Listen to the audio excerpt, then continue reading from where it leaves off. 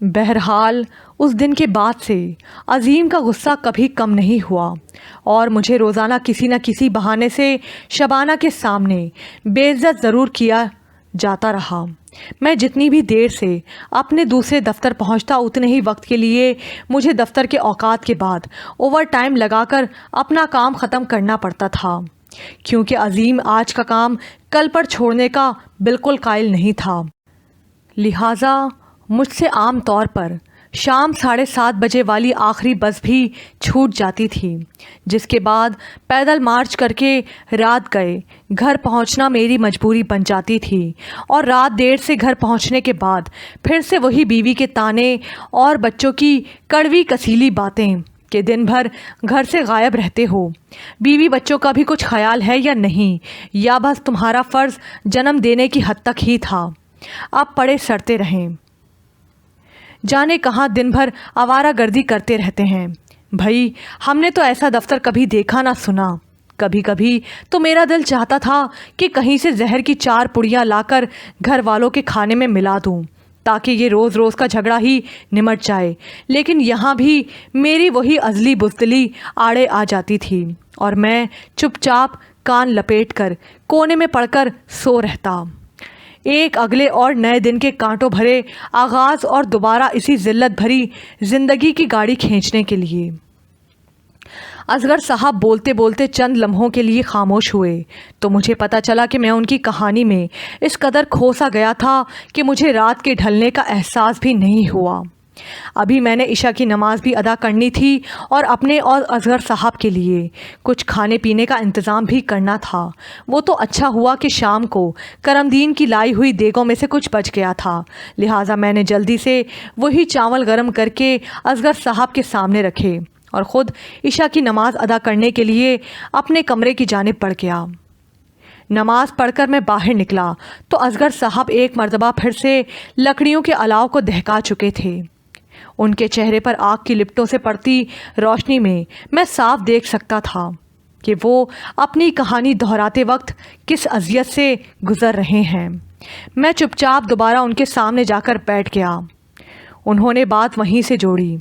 ہاں تو عبداللہ میاں، میں تمہیں بتا رہا تھا کہ میں اس ذلت بھری زندگی کا عادی ہو چکا تھا اور اپنے دن کسی کولو کے بیل کی طرح کاٹ رہا تھا۔ پھر ایک دن ایک اور غضب ہوا کہ میں نے بس پر چڑھتے ہوئے گھر واپسی کے وقت اپنی بڑی بیٹی لبنہ کو کسی پکی عمر کے مرد کے ساتھ گاڑی میں بیٹھے دیکھ لیا، اور گھر آ کر میں نے باز پرس کی تو بس میرا بات کرنا ہی غضب ہو گیا۔ سارے گھر والے مجھ پر یوں برس پڑے جیسے خود مجھ سے کوئی گناہ عظیم سرزد ہو گیا ہو۔ پتہ یہ چلا کہ وہ صاحب اسی اسکول کے مالک ہیں جہاں لبنہ نوکری کرتی تھی، اور ان کا تو اب یہ معمول ہی بن چکا تھا کہ وہ چھٹی کے بعد واپسی پر لبنہ کو گھر ڈراپ کرنے آتے تھے۔ الٹا بیوی نے مجھے تانا دے دیا کہ تم کبھی سرے شام گھر واپس لوٹو تو تمہیں کچھ پتہ بھی ہو۔ بیٹوں نے سیدھی سادھی دھمکی دے دی کہ وہ اپنی بہن کی زندگی کا فیصلہ خود کریں گے، لہٰذا مجھے اس میں دخل اندازی کی ضرورت نہیں۔ دراصل وہ شخص پورے گھرانے کو تحفے تحائف اور اپنے پیسے کی جال میں کچھ یوں پھانس چکا تھا کہ اب میرے گھر کا کوئی فرد بھی اس کے خلاف ایک لفظ بھی سننے کو تیار نہیں تھا۔ مجبوراً ایک بار پھر مجھے ہی چپ سادھنا پڑی، لیکن اس دن سے میرے وجود کے اندر خود اپنے لیے ہی ایک عجیب سی نفرت پلنا شروع ہو گئی کہ آخر میں کس مرض کی دوا ہوں؟ میرا اس دنیا میں آنے کا مقصد کیا ہے؟ کیا میں یوں ہی عمر بھر خود اپنوں اور غیروں کے ہاتھوں ذلیل ہوتا رہوں گا؟ اس دن زندگی میں پہلی مرتبہ میں نے خودکشی کے بارے میں سوچنا شروع کر دیا، کیونکہ مجھ جیسے ناکارہ انسان اور نالی کے کیڑے جیسی زندگی گزارنے والے شخص کو مر ہی جانا چاہیے تھا۔ لیکن کیسے؟ خودکشی بھی تو ہمت مانگتی ہے نا۔ لیکن میں نے یہ طے کر لیا تھا کہ اب اپنی اس بوسیدہ اور ذلت بھری زندگی کا خاتمہ کر کے ہی رہوں گا۔ کب اور کیسے، بس یہ طے کرنا باقی رہ گیا تھا۔ کہاں قاتل بدلتے ہیں، فقط چہرے بدلتے ہیں۔ عجب اپنا سفر ہے، فاصلے بھی ساتھ چلتے ہیں۔ اصغر صاحب نے پانی کا ایک لمبا سا گھونٹ بھرا اور اپنی داستان جاری رکھی۔ رات خوب بھیگ چکی تھی اور سرد اور خنک ہوا ہمارے جسموں کو چیر کر گزر رہی تھی، لیکن ہم دونوں ابھی تک اسی الاؤ کے سامنے بیٹھے ہوئے تھے۔ تو عبداللہ میاں، میں نے وہ رات کس طرح کانٹوں پر گزاری یہ میں ہی جانتا ہوں۔ اگلی صبح پھر وہی بیوی کی چک چک، پہلے سرکاری دفتر دیر سے پہنچنا اور پھر حسب معمول وہاں افسروں کی ڈانٹ سنتے ہوئے اور اپنا کام لیٹ ختم کر کے دوسرے دفتر بھاگم بھاگ پہنچا تو پورے 15 منٹ لیٹ تھا۔ دفتر میں میرے واحد دوست رؤوف نے مجھے دفتر میں گھستے ہی بتا دیا کہ عظیم 3 مرتبہ میرا پوچھ چکا ہے۔ میں دل میں ہزار خدشے لیے اس کے کمرے میں پہنچا تو حسب توقع شبانہ وہی موجود تھی اور عظیم کے ساتھ خوش گپوں میں مصروف تھی۔ مجھے دیکھتے ہی عظیم نے طنز کیا، آ گئے نواز صاحب؟ اس وقت آنے کی زحمت بھی کیوں کی جناب نے؟ آپ حکم تو کرتے، ہم فائلز آپ کے گھر ہی بھجوا دیتے۔ میں ہکلایا، وہ سر میں وہ دراصل۔ عظیم دھاڑا، کیا میں کی رٹ لگا رکھی ہے؟ یہ وقت ہے دفتر آنے کا۔ آخر تم کب سدھرو گے؟ تنخواہ لینے والوں کی قطار میں تم سب سے آگے کھڑے ہوتے ہو اور کام کے لیے آتے ہوئے موت آتی ہے تم کو۔ شاید اس دن عظیم نے میری بے عزتی کرنے کی ہر حد کو پار کرنے کا سوچ رکھا تھا۔ شبانہ اسی طرح لگاتار مجھے مسکراتے ہوئے دیکھ رہی تھی اور میرے تن من میں جیسے آگ سی بھرتی جا رہی تھی۔ اس دن مجھے پتہ چلا کہ قاتلوں سے قتل کس لمحے میں سرزد ہوتے ہوں گے۔ اس وقت میرے جسم میں اتنی جان ہوتی یا میرے پاس کوئی چاقو یا پسٹل ہوتا تو میں ضرور ان دونوں کا وہی خون کر دیتا۔ مجھے عظیم نے یہ حکم نامہ بھی صادر کیا کہ میں آج پورے پچھلے ہفتے کی فائلز اور خط نکال کر ہی گھر واپس جاؤں گا، ورنہ اگلے دن مجھے دفتر آنے کی ضرورت نہیں اور ان 15 دنوں کی تنخواہ میرے گھر پہنچا دی جائے گی۔ میں بکتا جھکتا اس جلاد کے کمرے سے نکلا اور اپنی میز پر جا کر فائلوں کے انبار میں کھو گیا۔ جب تک میں نے کام ختم کیا شام کے 7:15 بج چکے تھے۔ دسمبر کی شامیں ویسے بھی گہری راتوں میں بدلنے میں زیادہ دیر نہیں لگاتیں۔ میں دفتر سے نکل کر نیچے بس اسٹاپ پر پہنچا تو حسب توقع آخری بس بھی نکل چکی تھی۔ میں نے جیب میں ہاتھ ڈالا تو صرف 25 روپے اور 5 روپے کا ایک سکہ نکلا۔ مطلب رکشے یا ٹیکسی کی عیاشی تو ناممکن تھی، لہٰذا میں نے عظیم کو دل ہی دل میں گندی گالیاں نکالتے ہوئے پیدل ہی گھر جانے کی ٹھانی۔ پیدل مختصر راستہ اختیار کرنے کے باوجود میرے گھر کا فاصلہ دفتر سے 2 گھنٹے کا تھا۔ میں تنگ اندھیری گلیوں میں اور ویران سڑکوں سے ہوتا ہوا گھر کی جانب روانہ تھا۔ میرے شہر کے حالات بھی کچھ ایسے تھے کہ ایسے راستوں پر دن میں بھی چلتے ہوئے لوگ خوف محسوس کرتے تھے، یہ تو پھر بھی رات تھی، لہٰذا ذرا سی آہٹ پر میرے رونگٹے کھڑے ہو جاتے تھے۔ راستے میں ایک ویران سا پارک بھی پڑتا تھا جسے میں نے پہلے اپنی راہ گزر کے لیے منتخب نہ کرنے کا سوچا، کیونکہ اس پارک کے متعلق عجیب و غریب قسم کی باتیں مشہور تھیں۔ لیکن پھر جب میں نے اس لمبے راستے کا سوچا جو پارک کے اندر سے نہ گزرنے کی صورت میں مجھے طے کرنا پڑتا تو خود بخود میرے تھکے ہوئے قدم اس پارک کی ٹوٹی ہوئی دیوار کی جانب بڑھ گئے جسے راہگیروں نے اپنی سہولت کے لیے پارک کراس کرنے کے لیے توڑ رکھا تھا۔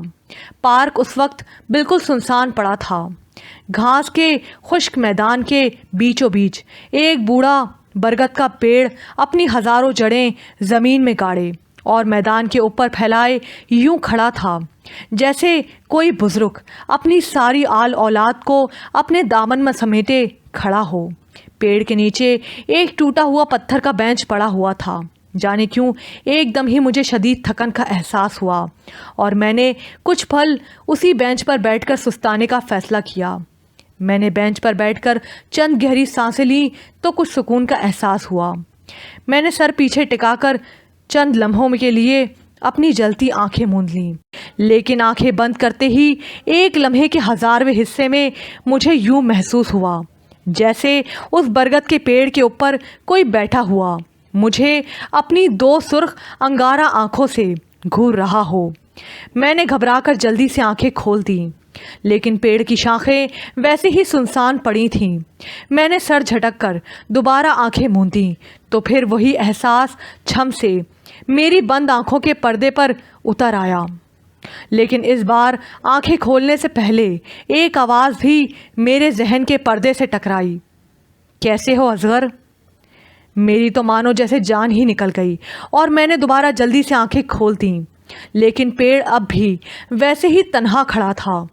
میرے مساموں سے اتنی سردی کے باوجود خوف کے مارے پسینہ نکل آیا اور میں وہاں سے بھاگ اٹھنے کی ٹھان لی، لیکن ابھی میں نے اپنا بوجھ اپنے 2 شل بازوؤں پر ڈالا ہی تھا اور میرا جسم پوری طرح اٹھنے بھی نہیں پایا تھا کہ پھر سے وہی سرگوشی میرے کانوں سے ٹکرائی۔ ڈرو نہیں اصغر، میں تمہیں کوئی نقصان نہیں پہنچاؤں گا، مجھے اپنا دوست ہی سمجھو۔ میں نے خوف کے مارے ادھر ادھر دیکھا، لیکن تم ہو کون اور مجھے کھلی آنکھوں سے نظر کیوں نہیں آ رہے؟ میرے کانوں میں پھر سے آواز گونجی، میں بند آنکھوں سے بھی صرف انہی کو نظر آتا ہوں جنہیں آنا چاہتا ہوں۔ اگر تم زیادہ خوف زدہ نہیں ہو تو میں تمہیں کھلی آنکھوں سے نظر آ سکتا ہوں، تمہیں بس اپنے حواس قابو میں رکھنے ہوں گے۔ ایک بار تو میرے جی میں آیا کہ میں وہاں سے سر پر دوڑ لگا دوں، پھر نہ جانے میرے اندر اتنی ہمت کہاں سے آ گئی اور میں نے ہکلاتے ہوئے اسے اجازت دے دی۔ ٹھیک ہے، لیکن مجھے زیادہ ڈرانا نہیں، میں دل کا کمزور واقع ہوا ہوں۔ میں آنکھیں پھاڑ پھاڑ کر درخت کی شاخوں کو دیکھنے لگا، کیونکہ میرے خیال میں اسے وہیں کہیں سے کودنا چاہیے تھا، لیکن میں اپنے پیچھے اس کی آواز سن کر بینچ سے گرتے گرتے بچا۔ اب تم مجھے دیکھ سکتے ہو، میں نے ڈرتے ڈرتے لرزتے دل کے ساتھ پیچھے نظر ڈالی تو کچھ دیر کے لیے میرے اوپر کا سانس اوپر ہی رہ گیا۔ ایک نہایت کالا بھجنگ شخص جس کی آنکھیں 2 دہکے انگاروں جیسی چمک رہی تھیں اور جس کی جلد کا رنگ ایسا تھا جس کی رات کی سیاہی میں جانچ یا دیکھ پانا تقریباً ناممکن ہی تھا۔ میں نے فوراً خوف کے مارے اپنی آنکھیں بند کر لیں۔ اچانک کسی کی کرخت آواز فضا میں گونجی، او بابا، تم اس اندھیرے میں کیا کرتا ہے؟ میری تو چیخ نکلتے نکلتے رہ گئی۔ میں نے ڈر کر جھٹ سے آنکھیں کھولی تو سامنے پارک کا پٹھان چوکیدار حیران سا کھڑا مجھے دیکھ رہا تھا۔ میں نے فوراً پلٹ کر اس کی جانب دیکھا جہاں ایک لمحہ پہلے وہ شخص کھڑا تھا، لیکن اب وہاں کوئی نہیں تھا۔ میں نے حیرت سے اپنی آنکھیں پھاڑ کر اندھیرے میں ٹٹولا، لیکن وہ شخص غائب ہو چکا تھا۔ چوکیدار ابھی تک میرے سر پر کھڑا شاید مجھے کوئی مغبوط الحواس سمجھ رہا تھا۔ وہ پھر ڈانٹنے کے انداز میں بولا، او بھائی، تم کون ہے؟ ایسے رات کو درختوں کے نیچے نہیں بیٹھنا چاہیے، خوچا یہ اچھا نہیں ہوتا مڑا۔ اب میں اس کو کیا بتاتا کہ میری آدھی روح تو پہلے ہی نکل چکی ہے۔ میں نے ڈرتے ڈرتے اس سے پوچھا، کیا تم نے ابھی یہاں کسی اور شخص کو نہیں دیکھا؟ وہ یہاں میرے قریب ہی کھڑا تھا۔ چوکیدار نے حیرت سے ادھر ادھر نظر دوڑائی۔ کون؟ ادھر تو کوئی نہیں تھا خوچا، ہم اسی لیے بولتا ہے کہ ایسے رات کے وقت ادھر اکیلا مت بیٹھو۔ تم ادھر اکیلا بیٹھا تھا اور جب ہم ادھر آیا تو تم اپنے آپ کے ساتھ بولتا پڑا تھا، گویا میں خود کلامی میں مشغول تھا۔ یہ مجھے کیا ہوتا جا رہا تھا؟ میں نے اپنا سر جھٹکا۔ شاید کام کے دباؤ نے میرے دل و دماغ پر بھی گہرا اثر چھوڑا تھا اور اب میں جاگتی آنکھوں سے بھی خواب دیکھنے لگا تھا۔ میں یہی سوچتا ہوا وہاں سے اٹھا اور کسی طرح گرتے پڑتے رات گئے گھر تک پہنچ گیا۔ شکر ہے کہ سب لوگ سو چکے تھے، میں اس وقت ان کے ساتھ کسی بحث میں نہیں پڑنا چاہتا تھا۔ میرے دماغ میں دھماکے ہو رہے تھے اور سر درد سے پھٹا جا رہا تھا۔ میں چپ چاپ جا کر اپنے بستر پر لیٹ گیا اور آج کے تمام واقعات پھر سے میرے ذہن میں چلنے لگے۔ کیا واقعی وہ سب میرا وہم تھا یا؟ انہی سوچوں میں جانے مجھے کب نیند نے آ گھیرا، لیکن ابھی شاید میری آنکھ لگے ہوئے چند لمحے ہی ہوئے تھے کہ اچانک مجھے محسوس ہوا کہ پھر سے وہی 2 انگارہ آنکھیں مجھے گھور رہی ہیں۔ خود میرے ہی کمرے میں موجود دیوار میں لگی الماری جو چھت سے ذرا پہلے اپنی لمبائی تک ختم کرتی تھی، اسی الماری پر وہ شخص بیٹھا مجھے گھور رہا ہے۔ ایک جھٹکے سے میری نیند ٹوٹی تو میں پسینے میں شرابور تھا، لیکن الماری کے اوپر کوئی بھی نہیں بیٹھا تھا۔ میرے خدا، یہ میرے ساتھ کیا ہو رہا ہے؟ یہ کون سی بلا میرے پیچھے پڑ گئی تھی؟ اور پھر اس جدید دور میں اگر کسی کو یہ سب بتاتا بھی تو وہ میرا مذاق ہی اڑاتا۔ میری بیوی ساتھ والے بستر پر پڑی خراٹے لے رہی تھی، لیکن پھر میں دوبارہ سو نہیں پایا۔ ساری رات یہی آنکھ مچولی جاری رہی۔ میں جیسے ہی آنکھ بند کرتا، میری بند آنکھوں کے پردے پر وہ ہولناک شبی اتر آتی۔ خدا خدا کر کے صبح ہوئی اور میں منہ اندھیرے ہی گھر والوں کو سوتا چھوڑ کر دفتر جا پہنچا۔ ابھی تک خاک روب نے پوری طرح دفتر کو جھاڑو بھی نہیں لگایا تھا، اور چپڑاسی نے بھی اتنی صبح مجھے دفتر میں داخل ہوتے دیکھ کر حیرت سے اپنے کاندھے اچکائے، لیکن اس وقت میری سمجھ میں اور کچھ نہیں آ رہا تھا۔ میں وہیں اپنی میز پر بیٹھا اپنے گھٹیا برانڈ کے سگریٹ پھونکتا رہا۔ دھیرے دھیرے لوگ دفتر آنا شروع ہو گئے، اور جب میرا یار مرزا دفتر میں داخل ہوا تو مجھے اپنے سے پہلے دفتر میں پا کر وہ تو خوشی اور حیرت سے اچھل ہی پڑا۔ ابے یار اصغر، تو آج سورج کس طرف سے نکلا تھا؟ میں نے تو غور ہی نہیں کیا۔ میں نے فوراً مرزا کا ہاتھ پکڑا اور اس کو ایک جانب لے جا کر کل شام کی ساری رودات سنا دی۔ کچھ دیر تو وہ حیرت سے میری جانب دیکھتا رہا، پھر یکایک اس پر جیسے ہنسی کا دورہ ہی پڑ گیا ہو۔ بڑی مشکل سے وہ چپ ہوا۔ میں نے تو سنا تھا کہ انسان 60 کے بعد سٹپٹاتا ہے، تو 40 کے بعد ہی۔ وہ پھر ہنسنے لگا۔ میں ناراض ہو کر پلٹ کر واپس جانے لگا تو اس نے میرا ہاتھ پکڑ لیا۔ ابے یار، ناراض کیوں ہوتا ہے؟ دراصل لوگوں کا دماغ 2 شادیاں کر کے خراب ہوتا ہے، لیکن تجھے تیری 2 نوکریوں نے پاگل کر دیا ہے۔ یہ صرف ذہنی دباؤ اور ہر وقت کی سوچ کے کرشمے ہیں۔ میری جان، میں تو کہتا ہوں لعنت بھیج اس دوسری نوکری پر۔ جس دن سے تو نے اس خبیث عظیم کے دفتر میں نوکری کی ہے، تیری پریشانیاں گھٹنے کے بجائے بڑھتی ہی جا رہی ہیں۔ کیوں اپنی زندگی کو اتنے عذابوں میں ڈال رکھا ہے؟ جس گھر اور اولاد کے لیے تو قرض پر قرض لیتا رہتا ہے، انہوں نے تو کبھی آج تک تجھے گھاس بھی نہیں ڈالی، پھر اپنے اوپر ظلم کیوں کر رہا ہے؟ مرزا کہہ تو ٹھیک ہی رہا تھا۔ ان 2 نوکریوں اور قرض کے چکر میں خود گھن چکر بنتا چلا جا رہا تھا۔ لیکن کیا وہ سب میرے ساتھ بیتا صرف ایک خواب ہی تھا؟ اور کیا کوئی خواب اتنے لمبے تسلسل سے بھی دیکھا جا سکتا ہے؟ میرا دل اسے ایک خواب ماننے پر راضی نہیں ہو پا رہا تھا۔ اسی ادھیڑ بن میں سرکاری دفتر کا وقت ختم ہوا اور مجھے پھر سے اسی اذیت گاہ کی جانب قدم بڑھانا پڑے جہاں روزانہ میری روح کا قتل ہوتا تھا۔ لیکن اس دن اتفاق سے وہ جلاد عظیم دفتر کچھ دیر سے پہنچا، اور آتے ہی اسے کسی ضروری کام کے سلسلے میں دوبارہ باہر جانا پڑ گیا۔ میں اپنے اندر سرے شام ہی ایک عجیب سی بے چینی محسوس کر رہا تھا، لہٰذا عظیم کے دفتر سے نکلنے کے بعد مجھ سے بھی دفتر میں نہیں بیٹھا گیا۔ میں دفتر سے نکلا اور میرے قدم خود بخود اسی پارک کی جانب بڑھ گئے۔ مغرب کا وقت قریب ہی تھا اور بادلوں کی وجہ سے آج سرے شام ہی اندھیرا سا چھانے لگا تھا۔ پتہ نہیں میں اس پارک کی جانب کیوں بڑھا چلا جا رہا تھا۔ شاید میں اس الجھن اور اس اذیت کو ختم کرنا چاہتا تھا جو اس خواب اور حقیقت کا سچ جاننے کے لیے میرا اندر اس وقت جھیل رہا تھا۔ جب میں پارک پہنچا تو ابھی وہاں اکا دکا لوگ موجود تھے جو شام ڈھلنے سے پہلے گھر واپسی کی تیاری کر رہے تھے۔ میں چپ چاپ جا کر اسی بینچ پر بیٹھ گیا۔ میں نے ادھر ادھر دیکھا اور پھر چوکیدار کو آس پاس نہ پا کر میں نے اپنی آنکھیں موند لیں، لیکن کچھ نہیں ہوا۔ میں نے آنکھیں کھول کر پھر اطمینان کیا اور ایک بار پھر سر ٹکا کر آنکھیں بند کر لیں، لیکن اس بار بھی کوئی دھماکہ نہیں ہوا۔ تو کیا واقعی وہ سب میرا وہم ہی تھا؟ میں نے تھک کر آنکھیں کھول دیں، پھر اچانک میرے ذہن میں ایک اور خیال آیا۔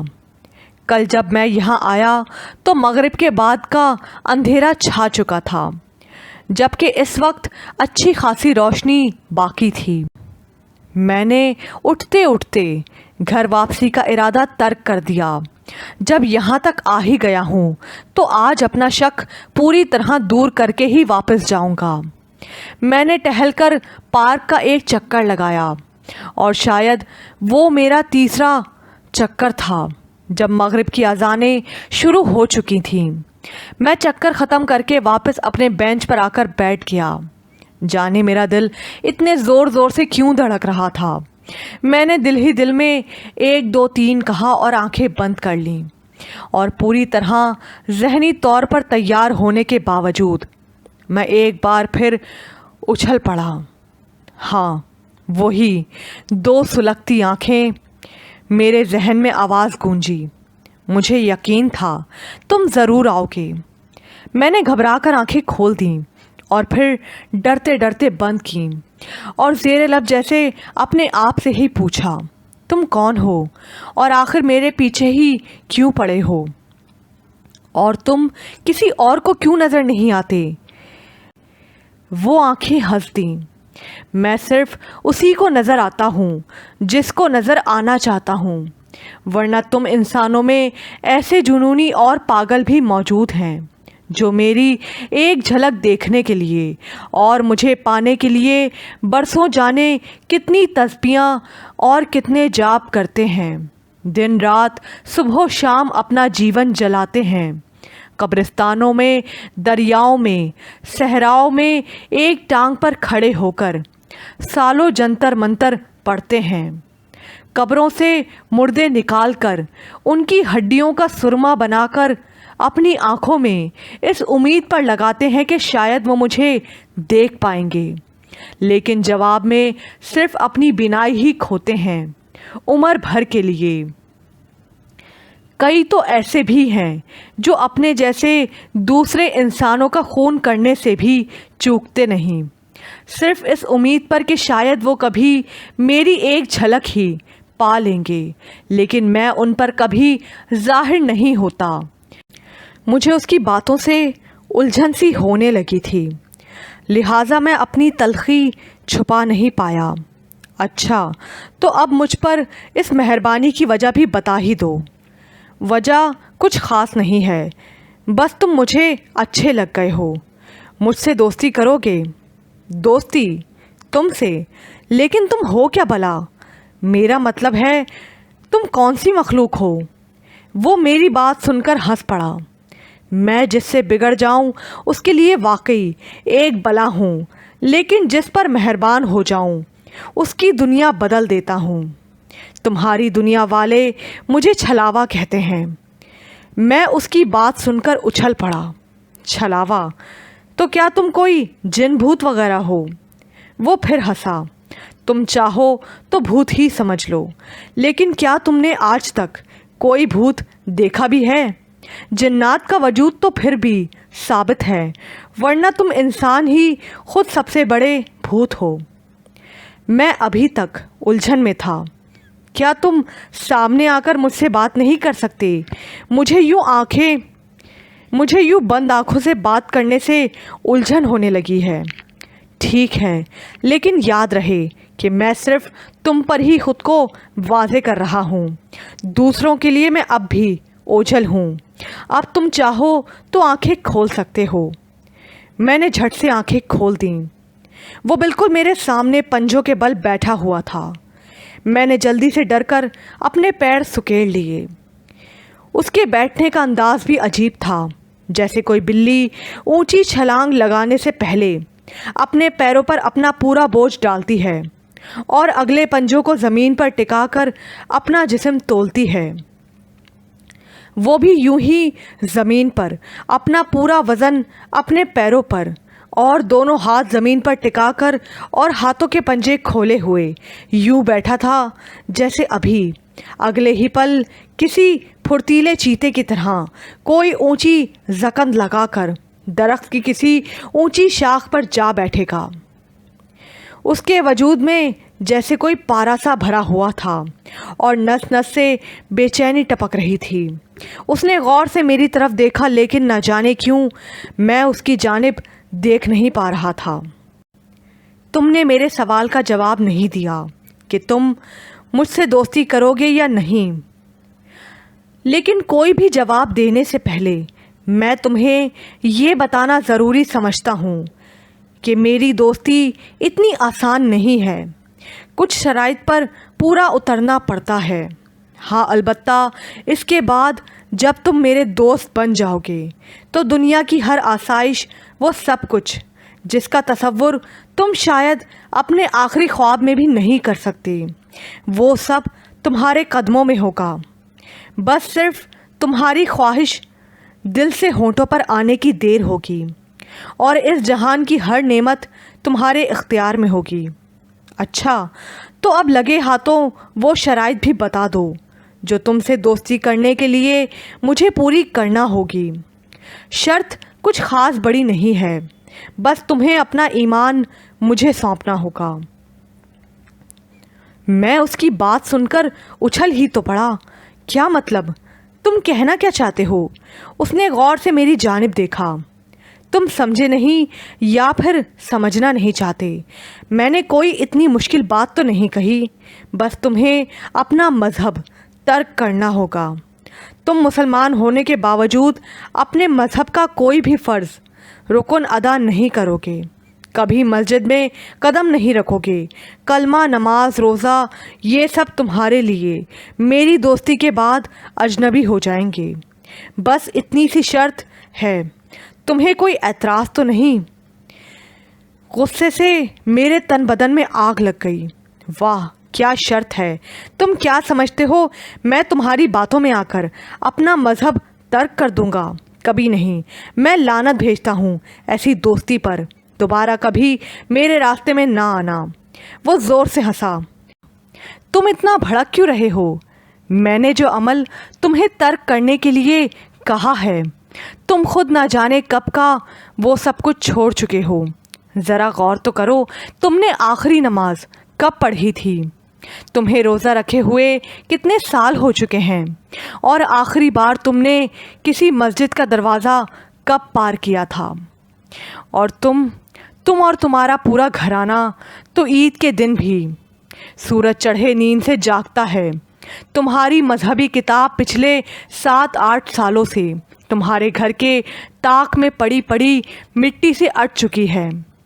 मैंने ऐसी कौन सी अनहोनी कह दी है जो तुम यूं मुझसे उलझ रहे हो? मैं उसकी बातें सुनकर मज़ीद गुस्से और खजालत का शिकार हो गया। बहरहाल उसने कहा सब कुछ सच ही था। तुम्हें ये सब किसने बताया? और कान खोलकर सुन लो कि नमाज पढ़ना ना पढ़ना मेरा ज़ाती मामला है, लेकिन इसका ये मतलब भी नहीं कि मैं अपना ईमान ही तुम्हारी दोस्ती के एवज़ बेच डालूं।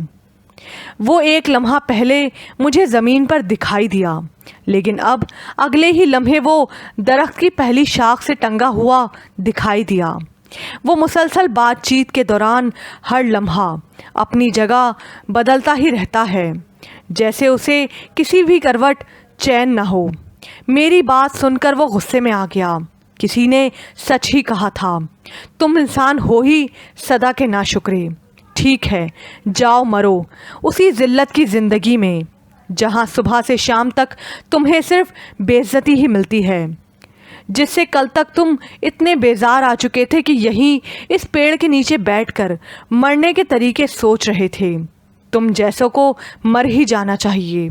मैं तुम्हें आज जाने दे रहा हूँ, लेकिन याद रहे कि अब इस तरफ का रुख तभी करना जब तुम मेरी दोस्ती कबूल करने का फ़ैसला कर लो, वरना अगर तुम्हें मैंने दोबारा तुम्हारे इस बराए नाम ईमान के साथ अपने इस ठिकाने के आसपास भी भटकते हुए देखा तो मैं ख़ुद तुम्हारी जान ले लूँगा। तुमने अभी तक मेरी दोस्ती देखी है, मेरा जानलेवा रूप नहीं देखा। जाओ अब यहाँ से। वो पल भर में जाने कहाँ गायब हो चुका था, लेकिन उसके लहजे ने वाकई मुझे डरा दिया था। मैंने चौंक कर सामने देखा तो चौकीदार दूर से लंबे लंबे डिग भरता मुझे अपनी जानिब आता दिखाई दिया। میں اس کے سوالات سے بچنے کے لیے جلدی سے وہاں سے اٹھا اور مخالف سمت چلتا ہوا پارک سے باہر نکل گیا۔ اصغر صاحب کی داستان ابھی یہیں تک پہنچی تھی کہ صبح کی اذانیں شروع ہو گئیں۔ میں کچھ اس طرح سے ان کی کہانی میں مگن ہو گیا تھا کہ وقت گزرنے کا ذرا بھی احساس نہیں ہوا۔ ہمیں وقفہ لینا پڑا۔ حالانکہ یہ خاصا مشکل کام تھا۔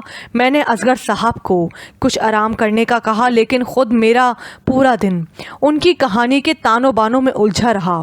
خدا خدا کر کے دن ڈھلا اور رات کو پھر ہمیں تنہائی میسر آئی تو اصغر صاحب نے پھر سے اپنی کہانی کا سرا وہیں سے جوڑا جہاں سے ٹوٹا تھا۔